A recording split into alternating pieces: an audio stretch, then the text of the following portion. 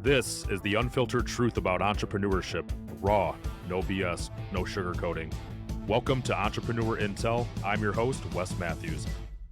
Each episode, we'll learn from experienced founders and uncover the top 5% learnings that led to their success in all things personal, family, and business.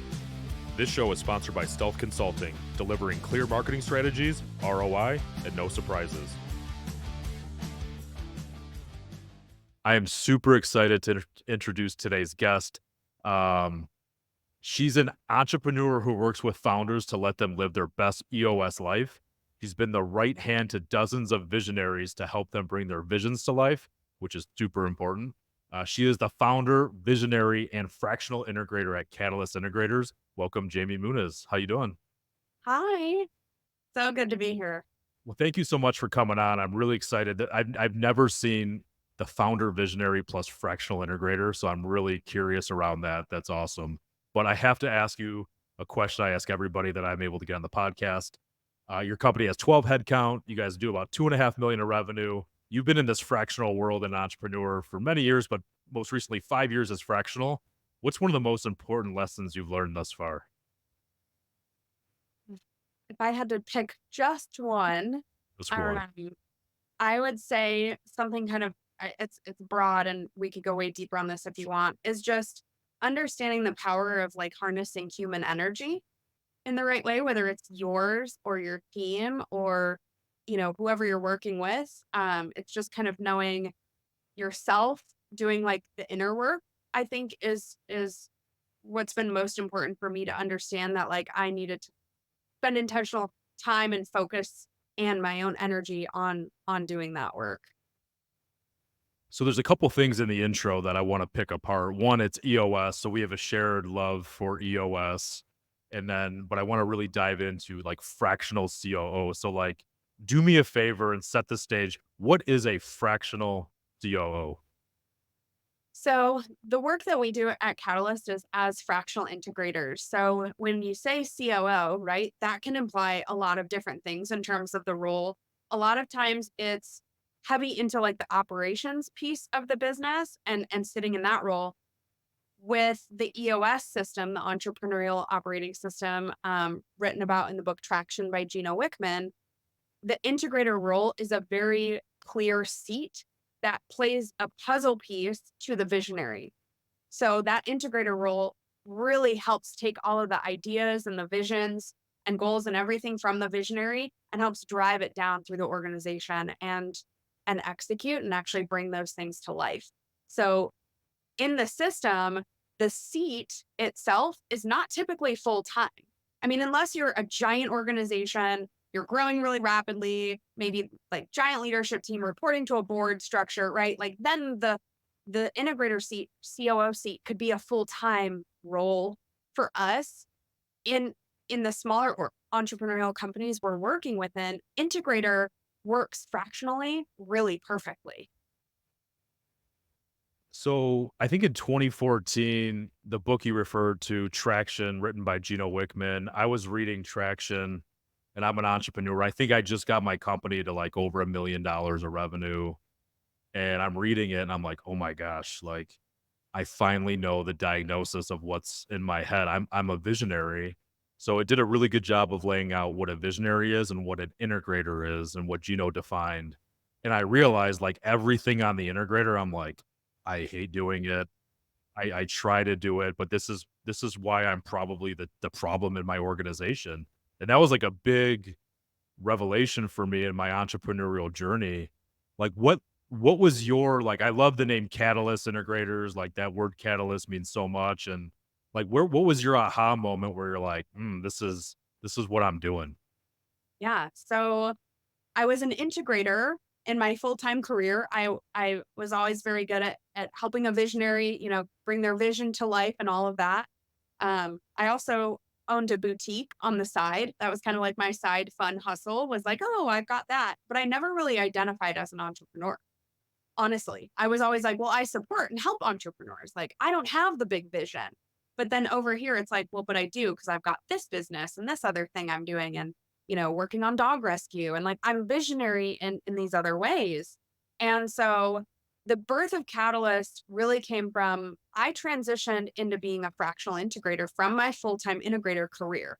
And so I had the experience, I could do the work, I could get in there and stumbled across being fractional quite like by mistake. Honestly, I thought I was doing something illegal. I thought the EOS police, and were going to come and get me because I'm like, oh my gosh, I'm like this charlatan that's kind of just like out here like part time in this integrator seat. But really, my first few clients they only needed me a certain amount of time to come in and help get their vision out of their head and help lead their leadership teams. So I kind of stumbled into it by mistake a little bit and absolutely loved it. Very quickly, I was fully booked out. I had amazing clients.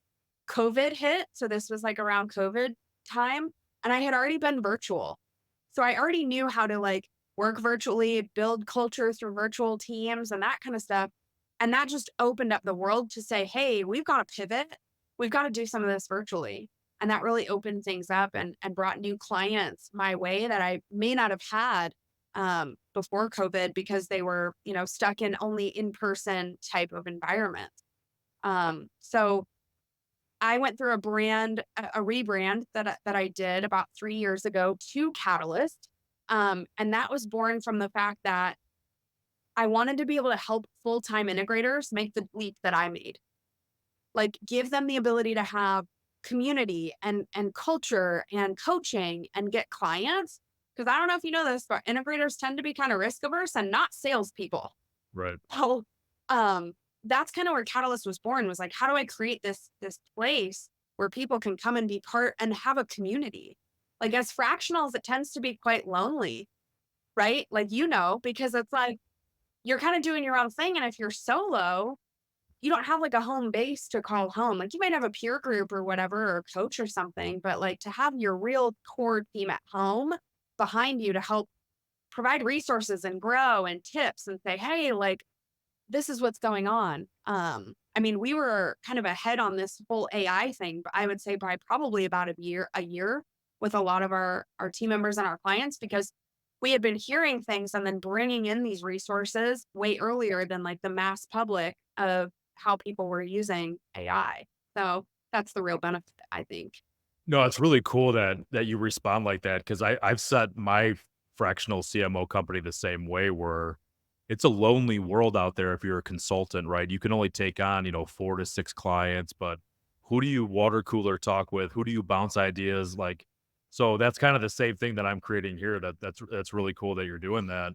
Um what's interesting, I wish I would have met you a couple months ago because I have this entrepreneurial friend. He's a crazy visionary like me, but we're whiteboarding all this stuff on the wall and it's all his problem, right? And there's this like massive things on there. He's like, "Can you help me do this, do this, do that?" And I'm like, "I can only help you do one thing, which isn't on the wall, which is you need to hire an integrator because these problems that are all over the place." And I'm pointing at the wall like you can see because I'm a visionary. I can Uh, see well, but I'm there's like, the problem is the things don't go away. And unless you have an integrator or somebody that can like naturally solve these problems, because I think visionaries don't do a great job of articulating an outcome. They're just like all over the place. So he hired an integrator and he, kind of like I'm not saying problem solved, but he's out of the lurch and problems are starting to go away. So what's for you like what's that relationship, right? You have in the entrepreneur operating system, you have a visionary and an integrator. And at what point like does that visionary like how do you come in and be the savior or get them to, get out of their own way or overcome? oh my gosh. So obviously a lot of trust is required um, for any integrator to come in and be successful. And there's also, I think, a readiness factor for the visionary to be prepared for something like that, right? For being able to communicate, be able to be clear and let go of things, and also want to build trust, want to let go of some things, and not the type of let go that's like drop it on somebody and run in the other direction where you're like, it's on you now, like later. It can't be that either. I mean, it has to be like, hey, I see that I'm looking to the future of my business and I know that I'm going to be the bottleneck, or I know that this is not my unique ability. I know that my value and my skills and my gifts can be delivered in a different way. And it's not just on me to handle all of the stuff. So I think in order for any integrator to be successful, there's a readiness factor of the visionary um, sitting in that seat that wants to bring someone on. Now, typically, a visionary, like in my example, I was the visionary and the integrator at Catalyst because it was just me who started. Like at any given time, if you're a solo starting, you are also the integrator. Same with you, right? Like you were the visionary and the integrator. You had to get all the things done. But you create this like tangled web of spaghetti that's like needs to be untangled of like there's two seats in you. We need to pull these apart a little bit. And we can act as the bridge to help do that, to help extract and pull some of that out. What do you like to do? What do you love doing? You know, I hired an integrator last year for me at Catalyst, and I got out of my integrator seat, and we've both identified like our strengths and our weaknesses, and we can complement each other and we can support one another in that way. So it's really such an important role to get the right person in. Also, what level of experience do they need to have? Is this somebody that you're hoping you just plop in and they just fix everything that hasn't been going well? Like, do you have realistic expectations of what this person can do? Also, aligned with the ability to pay somebody in that seat. You know, if you're wanting this savior who's built and grown a company just like yours for 20 years and is going to come in and just do it all for you, that's probably going to come at a bit of a price tag. So, are most of your clients, are they already familiar with EOS? So are they in a position where they're like, "I've read Traction, I get it." Maybe they tried it their own way, and now they're like, "You know what? I'm tired of banging my head against the wall. I need to do something." Yes, those are the pains. So if we look at like, oh, what's the pain these people are in? It's like you're saying, this friend that you had come over was like, I just need to get this out of my brain and on a whiteboard. And I have all these ideas and I'm feeling held back and I'm feeling not considered or I just don't know who to give this to. Or my time is being spent on things that are not my best use of my time. Um, you know, what we don't want to confuse this seat with is an assistant, Yep. right? Because there's probably a chunk of things on that whiteboard that you were like, that could go to an assistant. Like you need help managing your calendar, your email, that kind of stuff. When you're ready for an integrator, you want a thought partner. You want somebody yin to your yang. You want somebody that might poke holes and not just be a yes man and just do whatever you're telling them to do. You know, you want somebody to come in that can see the vision, see where you want to go and believe in it and want to help you execute that. No, I really love that and appreciate that. You know, one thing I did in my company is I actually brought in a COO integrator almost first. Because I've been through the pain and experience of a prior company where I kinda dumped everything on a COO at, let's say, the bottom of the ninth inning. I was like, "Fix this, be my savior," and he's like, "Whoa, like, there's a lot of stuff to do." So, in my company now, I brought one in, and somebody made a comment to me. They're like, "Man, that's really expensive," or like, "How can you afford to do that?" And I said, "I know what it looks like on the other side. I can't afford not to do that." And Yeah. going back to that example with my buddy, that's exactly what came out of his mouth, right? He read Traction and started to realize, man, I can't pay a integrator 250K or 400K. And I'm like, have you heard of fractional? And he's like, never heard of it. And I go, try it before you buy it. And I introduced him to somebody and he's like, "Hey, I talked to a fractional integrator and he said he'll work for me for 2 weeks for free to show value. Should I do it?" And I said, "Well, you're a crazy visionary. If you don't like him after 2 weeks, don't hire him. Like, he's gonna show you value. Try before you buy." And they started working together, and it was on a small little basis, right? But now it's ratcheted up, and he's solving all the problems now. So, like, I love the fractional aspect of it because I think it's scary as a visionary, right? Like, you're gonna hire somebody for a large salary, and then what are the boundaries, right? Because you said they're not your assistant, but most visionaries are powerful. They've been leading the company up to a certain point. They've been it. How do you start to like unpack that as a visionary to say, okay, how do we make this work so it's successful for the organization? Right, right. I love that you suggested that to your friend because that's, you know, figuring out if fractional can work or not, there's different things to consider, right? Is it try before you buy? Is it like, I don't even know what I don't know, and I need a professional person in here that's done this before and can come in and coach and advise me as well. And also have the ability to let me know when I'm ready for a full time. There's a really cool, it's called the Integrator Continuum, a company called Keystone Search put it together, and it's really cool visual about like different integrators at different stages in their career almost, or different sizes of companies and what they need. So it's like anywhere from like, I need somebody who's like people, process, turn the lights on, turn the lights off here every single day. Like if you're thinking like, I need this human here all the time, like that's clearly full time. And that could be somebody that's a little bit more green. You could, maybe around $100,000 salary a year for this person who maybe has a little less experience. But you know what? Right now, you just really need somebody to get some momentum and get some stuff off your plate. They're the right now, and could maybe grow with you. Because if you're new and at that stage, like if you're smaller, you probably don't need the senior executive person who costs 250K, because you won't have enough work for that person to do for what they can deliver. And that person typically is used to managing a leadership team, of executives. And so now you're talking about different levels of leadership that need to be developed.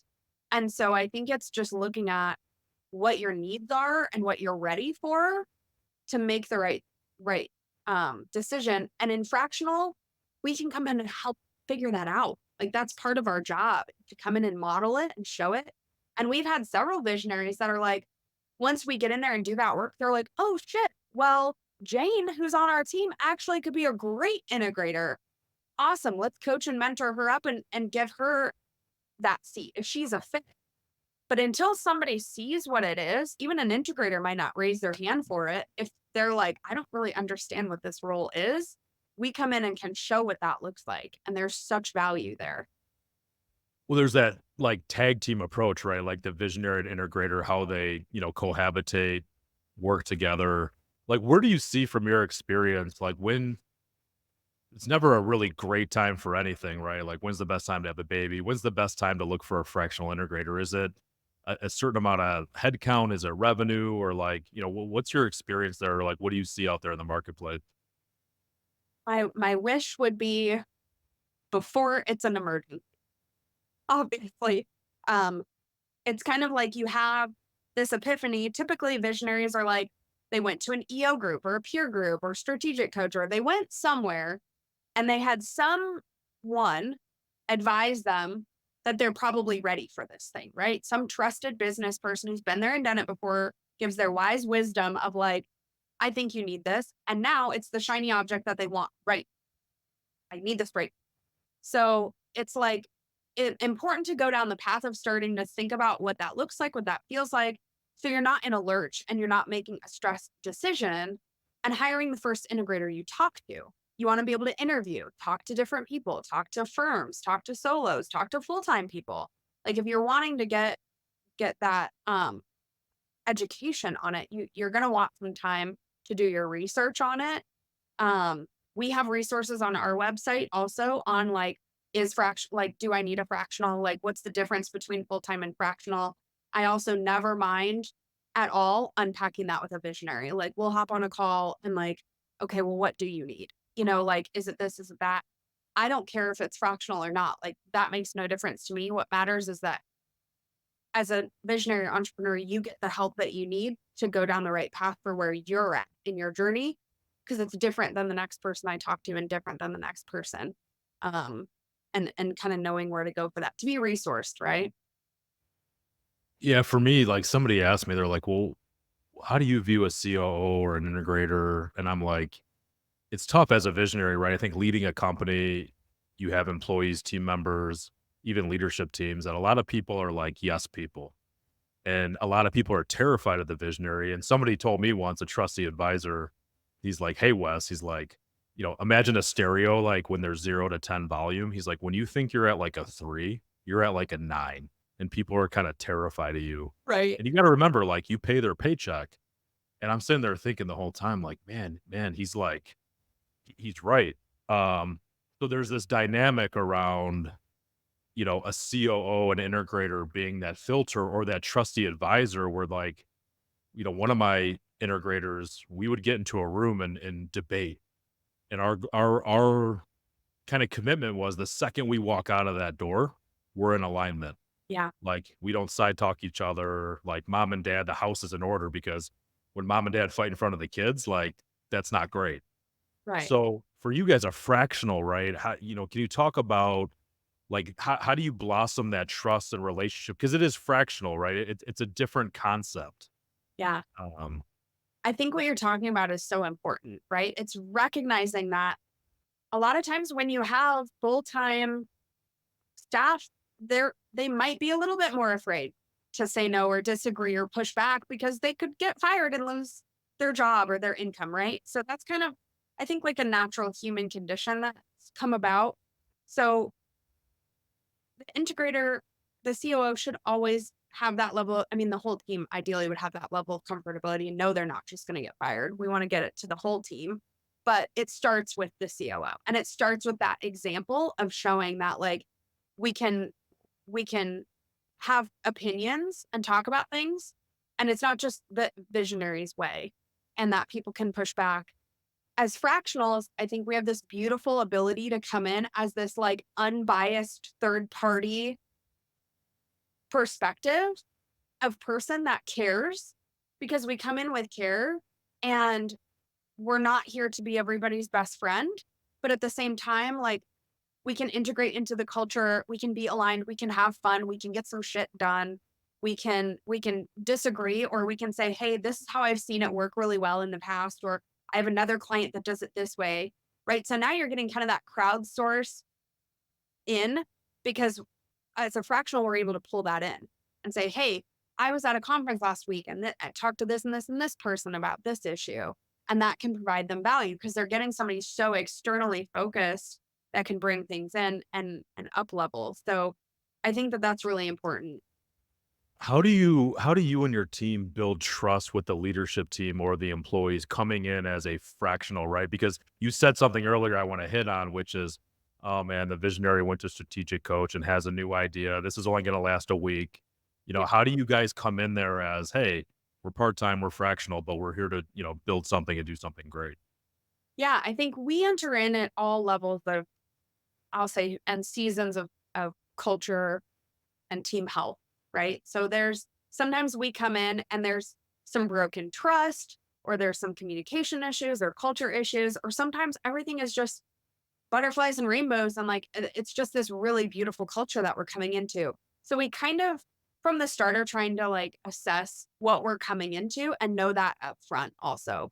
Um, to be clear, and with a lot of visionaries we talk to, we're not coming in as backdropper. We're not coming in if the visionary is too afraid to like give feedback to the team and we're coming in to, oh, well, now you're gonna LMA them. We're also not gonna band-aid that, right? So that's some of the front end work that may need to happen one-on-one with the visionary for that readiness factor, because that's not like there's clarity around how we're entering in that needs to be um on the table with building trust with joining any team. I mean, whether you're full-time, fractional, you're new, it doesn't matter. I think the ability to come in and spend time getting to know people and actually caring. And I get that we're here for business and that's important, but integrating the personal is important too. Who are you? Where do you live? What do you give a shit about? Who's your family? Why do you have this business? Or why are you at this company? And really finding some of those common threads. I think there's so many strategies and ways that obviously you can and that we do come in to build trust. But I would say that that's the most important one is aligning on the personal and knowing why people are there. Like, what's your why? Why are you here? Why are you doing what you do? Why is this important to you? The work that you're doing. And I think sometimes people just don't care. And I think sometimes you'll find out really quickly who's there and what they're motivated by, and then other people that are just there to tick a box, and say, "I have a paycheck on Friday and I really don't care about this." Um, and figure out if that's the company that the visionary wants to run. I know that's a little bit of a tangent, but yeah, it's building trust up front. Um, the fact that we come in as unbiased third party people, and we know what we're talking about. We know what we're doing. We've done it before.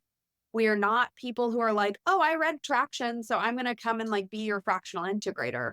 Um, so we've done the body of work. We've had the experience. We've worked with companies that are integrating and going through the change management of a system like this, right? And building depth of leadership in an entrepreneurial company is really important to build trust up front, and so that they know that we provide. No, it's great because I feel like, I'm a visionary and I feel I can I'm like a visionary whisperer, like I can have conversations with visionaries.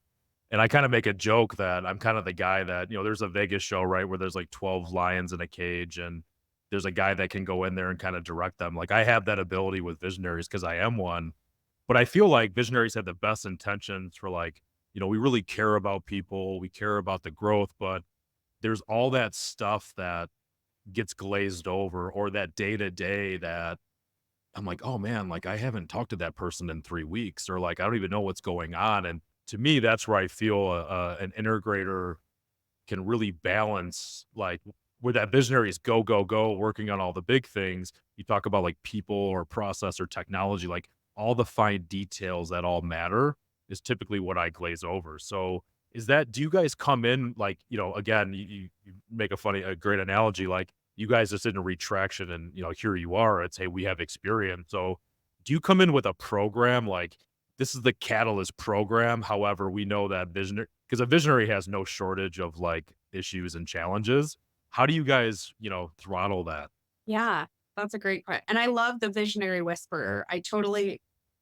We all can identify with that, and I think that's another piece that's so important is that visionary whisperer piece because it's like because I've been on my visionary journey for the past couple of years and figuring out what I need to be resourced, what I need to build the team, what I need to build myself, the inner work, the peer groups, the coaches, like all of that. Like I speak fluent visionary is one of the things that I usually say. Like, Awesome. and I have that ability and my team has that ability to coach that because we all understand and can speak visionary. We're not new to this concept. We're not new to the visionary DNA, and we can understand and meet them where they're at. We can meet you where you're at and then go. So that goes dovetails into the question you asked was like, so how do we prescribe? Like how what do we have? I mean, yeah, of course, we've got some standard stuff, we've got some things. We're not coming in one size fits all with one program that fits everybody. It's meeting you where you're at and your unique situation and what you need and where you want to go, and we can look at your goals and help be that thought partner for you. We also coach and mentor integrators. So if you've already got one on the team and they're maybe trying to really own the seat or do an in-depth EOS rollout, or you guys are kind of feeling like the tools aren't going great, like you're not using them properly. The visionary integrator duo is maybe not feeling great. We don't know for a fit or what needed. We can come in and coach and mentor and support around the visionary integrator duo as well. Yeah, I love that because I'll tell people like I'm probably one of the best unlicensed therapists in the state of Michigan. Yeah. But I feel I should pay like a tax to Michigan for that. But, meeting visionaries where they're at, I think is really key to your point because I've yet to meet two visionaries that are the same. I mean, it's so drastically different. I mean, even in our business or like any business, levels of revenue, people, like everybody has different goals. And EOS is a big model that really opened my eyes called the VTO, the Vision Traction Organizer. Like, where do you want to be in 3 years? Like visualize that, put that down in writing.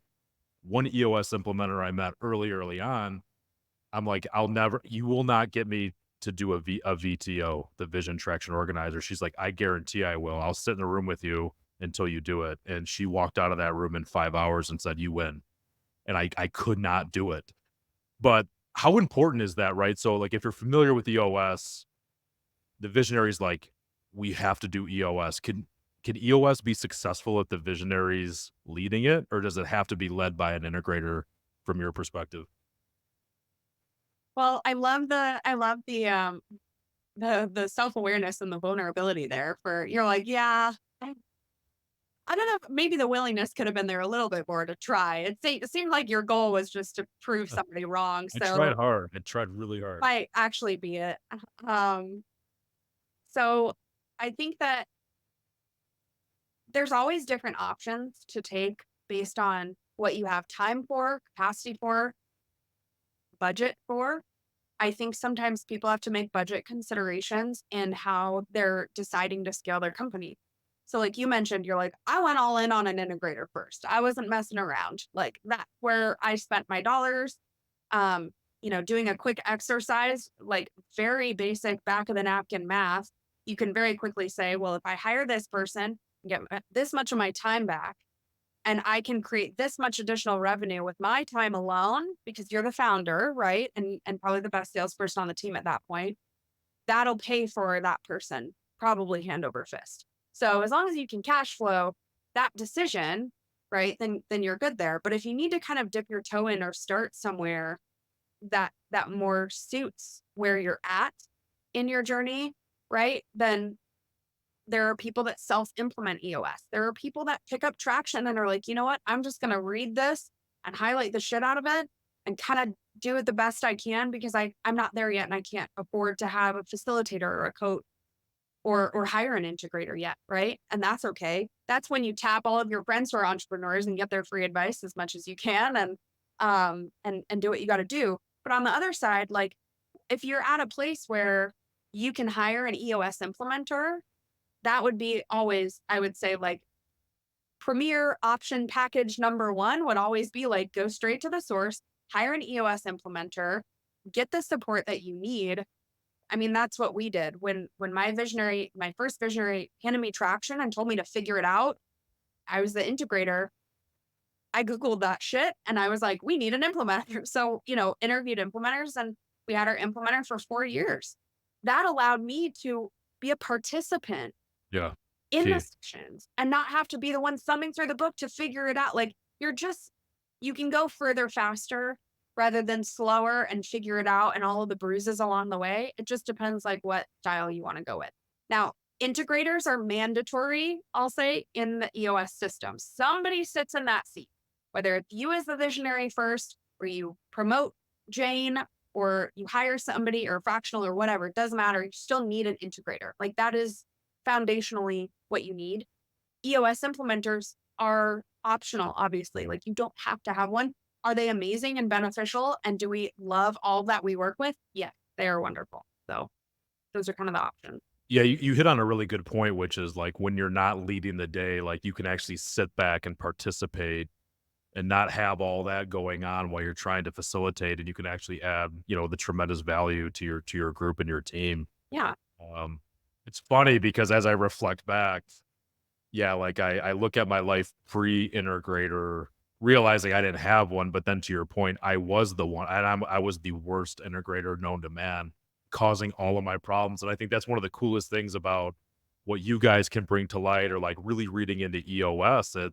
I think a visionary has to realize like if you want to make a change or you're stuck with people, you're treading water. My thing was I feel like I'm treading water and I'm not moving, and or you're stuck in revenue, it's probably your own problem as a visionary. Right. And I would recommend, like, I love your prescribing, take a look at a fractional COO. So how do you like, you know, obviously it's pain associated with a visionary, but I'm really curious around how you make that first leap, or it's a big change. It's a huge change because the visionary now has to kind of take a step back. So I'm just really curious around like, what does day one look like with this new Catalyst integrator? Oh my gosh. How do I make this sound like super fun? And oh my gosh, we're just doing fun things and solving all the issues. And, that's what I wish it was day one. Honestly, like most visionaries, when we first start with them, similar to where you were at in your journey, if you didn't have someone, you're kind of eager and ready and yearning for somebody that like is going to listen, consider, be your thought partner, help extract some stuff, like your friend that came and did the whiteboard thing. Like as a vision, you're like craving somebody that's going to help like just listen and get it out of you and like compartmentalize.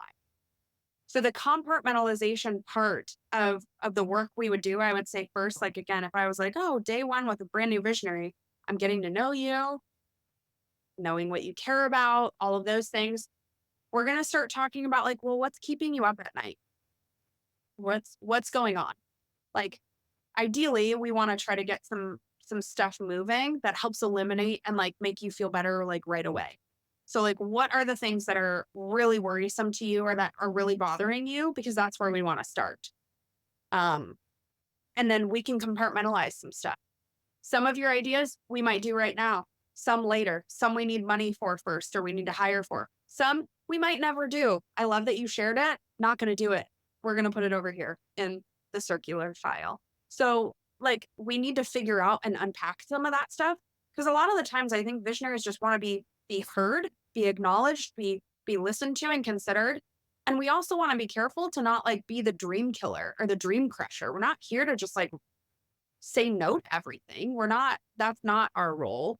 And I think that gets confused sometimes. It's like, in order to be effective as an integrator, you need to be this weird middleman that cuts off the visionary from everybody else and like stay in your box, which is not the intention there. Like, that's not the purpose at all of the integrator's role. It's to like harmoniously integrate this vision and bring it all to life in the culture and then kind of own the day to day stuff in terms of leading the leadership team to get the work the body of work done.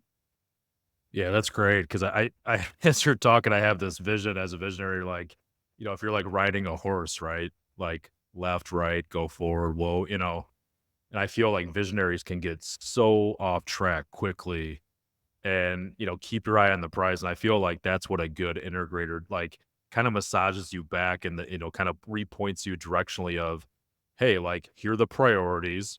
Let me help you stay focused because there's a million things going on. For me, like, that's what really helps me. It's just somebody that's not a yes man that can kind of push back, debate.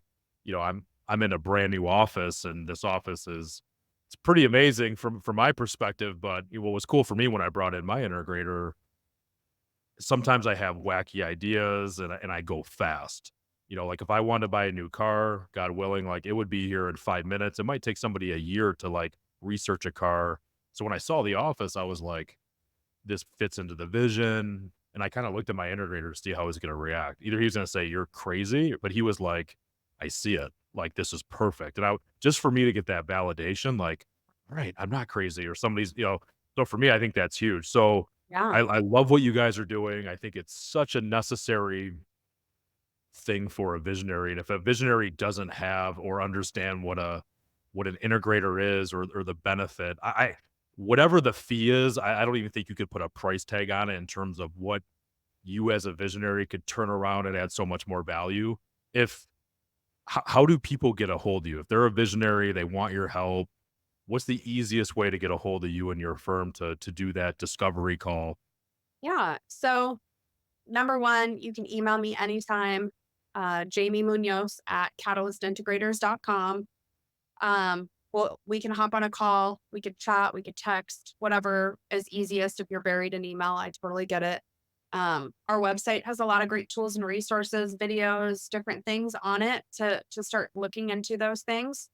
Um, and that's probably where I would start is like, let's just have a conversation on what you might need and based on where you're at. And we can say, yes, no, right now, not now, later, somebody else. I mean, again, I'm similar to you, very abundance mindset. And if we're not a fit or we don't have the best person on the team to suit your needs, I'll send you somebody else that I know that can do it. I mean, that's the whole thing and why I love the EOS community so much is the help first mindset and the ability to say like, if it's not for us, we'll send you somewhere else. We're not here to hard sell you on a fractional integrator if you don't need one. Because that's the last thing I would want is to be sold on something that I don't need. Um, yeah.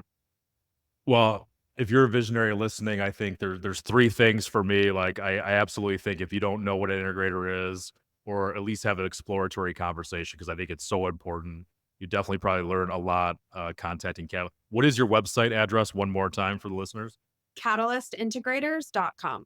Awesome. Well, JB, thank you so much for coming on. Super fun. Keep rocking. Keep doing what you're doing. It's really awesome. I appreciate it. This has been another episode of Entrepreneur Intel. Thank you for joining us. For show notes or other episodes, please visit us at entrepreneurintel.com. Until next time.